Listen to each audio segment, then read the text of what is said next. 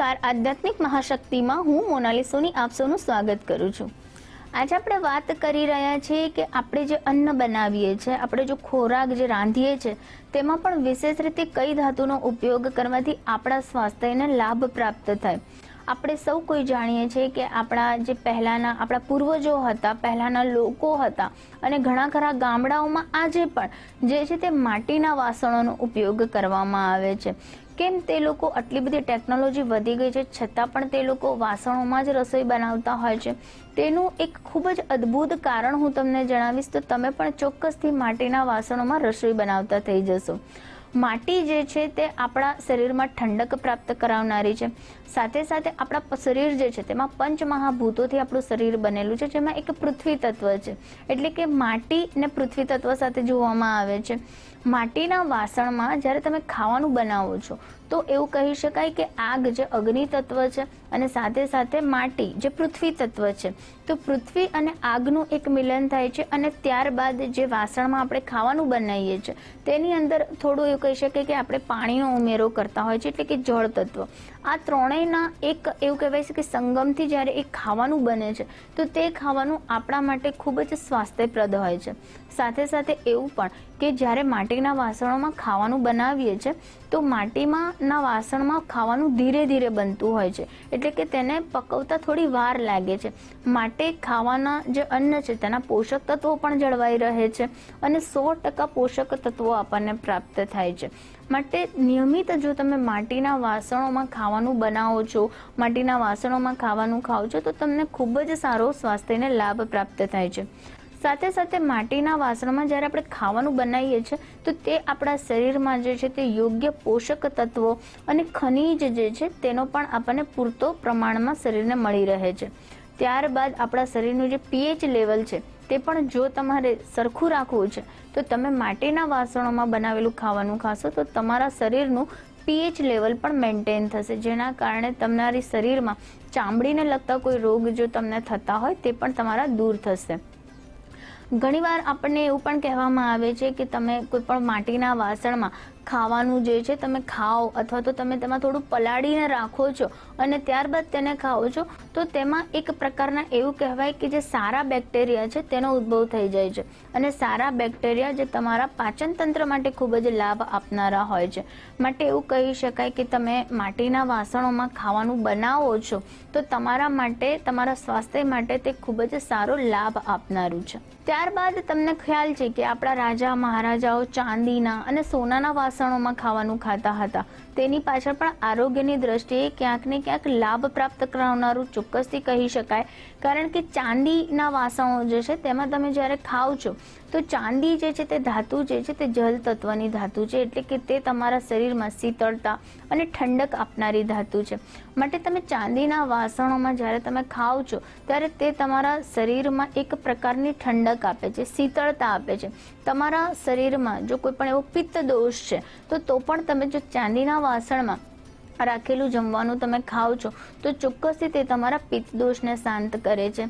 સાથે સાથે એવું કહી શકાય કે ચાંદી જે છે એટલે કે તમારા શરીરના જળ તત્વને બેલેન્સ કરે છે, માટે પણ ચાંદીના વાસણોમાં ખાવાનું ખાવું ખૂબ જ શુભ માનવામાં આવે છે। જો કોઈ તમને પણ સ્વાસ્થ્ય સંબંધિત તકલીફો વારંવાર થતી હોય અને જો તેમનો ચંદ્રમાં પીડિત હોય તો પણ જ્યોતિષ શાસ્ત્રના ઉપાયની જો વાત કરીએ તો પણ તેવા વ્યક્તિએ ચાંદીના ગ્લાસમાં પાણી પીવું કે ચાંદીના વાસણોમાં જમવું તેના માટે ખૂબ જ સારું માનવામાં આવે છે। કાંસુ જે ધાતુ જે છે તે ધાતુને ખૂબ જ શુદ્ધ ધાતુ માનવામાં આવે છે અને તે ધાતુના વાસણોમાં જ્યારે તમે ખાવાનું, જ્યારે તમે જમો છો ત્યારે તે તમારી બુદ્ધિ જે છે તેને ખૂબ જ સક્રિય બનાવે છે, તમારા શરીરમાં ઉર્જા આપનારી ધાતુ છે। માટે એવું કહી શકાય કે કાંસાની ધાતુમાં જ્યારે તમે ભોજન કરો છો તો તે તમારા જીવનમાં તમારું આયુષ્યને વધારનારી ધાતુ છે, માટે તમને સ્વાસ્થ્ય સંબંધિત ખૂબ જ સારા લાભ અપાવે છે। કે કાંસાની ધાતુમાંથી બનેલા વાસણોમાં જ્યારે રસોઈ બનાવો છો, તેમાં જમો છો તો તે માત્ર 3% જ પોષક તત્વો તેના નાશ કરે છે, બાકી 97% પોષક તત્વો તમને તે રસોઈમાંથી મળી રહે છે। માટે કાંસુ પણ એક ઉત્તમ ધાતુ છે, જેમાં પણ તમે તમારું ભોજન કરો છો, તમારી રસોઈ બનાવો છો તો તે પણ તમને તમારા સ્વાસ્થ્યમાં ખૂબ જ સારો લાભ અપાવે છે. ત્યારબાદ આપણે વાત કરીએ તાંબુ. આપણા પહેલાના જમાનાથી જ આપણા બા દાદા પૂર્વજો આપણા વડીલો આપણને એવું કહેતા હતા કે આ વ્યક્તિને જો પેટ સંબંધિત કોઈ તકલીફ છે તો તેને તાંબાનું ઉષળ પાન પીવડાવવું જોઈએ. એટલે કે તાંબો જે છે તે વ્યક્તિના શરીરમાં રહેલા વિષેલા તત્વોને દૂર કરે છે, ઝેરીલા તત્વોને દૂર કરે છે, તેનું બોડી જે છે તે ડિટોક્સ કરે છે. માટે તાંબાના પાત્રમાં જો તમે પાણી પીવો છો કે પછી ખાવાનું ખાઓ છો તો તે તમને તમારા સ્વાસ્થ્યને ખૂબ જ સારો લાભ આપે છે. તો નિયમિત તમે રાતના સમયે તાંબાનો લોટો કે તાંબાના કોઈ પણ પાત્રમાં પાણી ભરીને તમે જે સવારે તે પાણી પીવાનું ચાલુ કરો છો તો તે તમારા શરીરમાંથી ઝેરીલા તત્વોને બહાર નીકાળે છે, અશુદ્ધિઓને દૂર કરીને તમારા શરીરને શુદ્ધ બનાવે છે. સાથે સાથે જો કોઈ પણ વ્યક્તિને પેટ સંબંધિત તકલીફો રહેતી હોય, જેમ કે તેને અપચો રહેતો હોય, કબજિયાત રહેતી હોય, તેના માટે પણ ઉત્તમ ઔષધીય જળ જે છે તે તાંબાના લોટાનું જળ કહેવામાં આવે છે.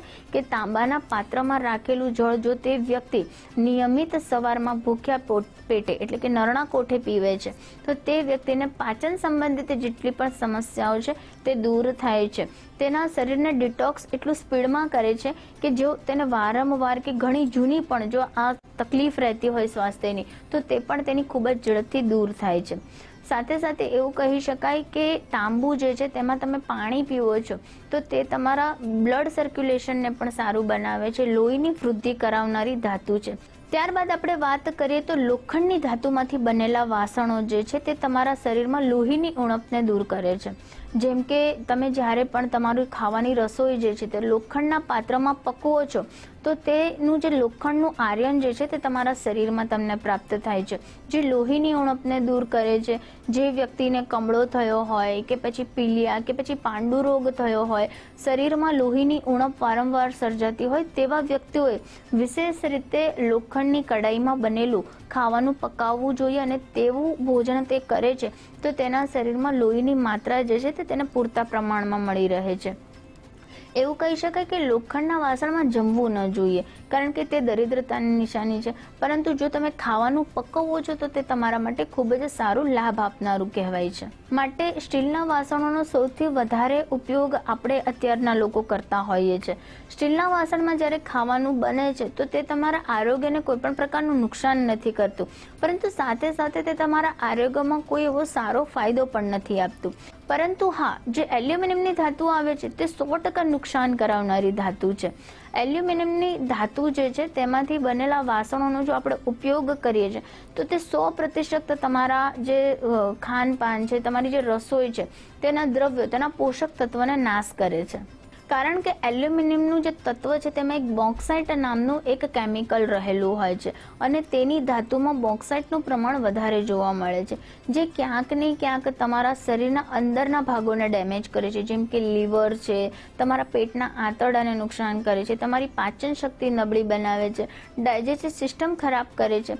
માટે જો નિયમિત તમે નોનસ્ટિક એવી પેન હોય, નોનસ્ટિકના વાસણો છે, એલ્યુમિનિયમના વાસણો છે, જો રોજે જ તમે એમાં ખોરાક બનાવતા હોય તો તમારે તેને બંધ કરવું જોઈએ, તેને ટાળવું જોઈએ. તો આ સાથે યોગ્ય ધાતુઓનો ઉપયોગ કરીને તમે તમારા ઘરની રસોઈને પણ આરોગ્યપ્રદ બનાવો. તે સાથે હું રજા લઉં છું. નમસ્કાર.